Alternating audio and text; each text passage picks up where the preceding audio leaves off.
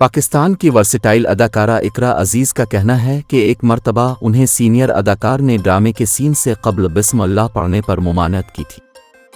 अदाकारा ने एक प्रोग्राम में शिरकत की जिसमें मेज़बान ने उनसे सवाल किया कि क्या कभी किसी सीनियर अदाकारा ने सीट पर किसी किस्म की तनकीद की। कहा कि अब सीनियर्स की इज्जत नहीं करती या आपको तमीज़ नहीं है। जवाब में इकरा अजीज़ ने बताया कि यह वाक़या तो नहीं हुआ, लेकिन मेरी हमेशा से आदत है कि कोई भी काम शुरू करने से पहले बिस्म अल्लाह पढ़ती हूँ, तो ड्रामे के सीन के पहले भी आदत के मुताबिक बिस्म अल्लाह पढ़ती हूँ। एक मर्तबा सेट पर मैंने सीन के आगाज़ से कब्ल बिस्म अल्लाह पढ़ी तो एक सीनियर अदाकार थे, उन्होंने कहा ऐसे नहीं, सीन से पहले बिस्म अल्लाह नहीं पढ़ते, जिस पर हैरानी से मैंने वजह पूछी।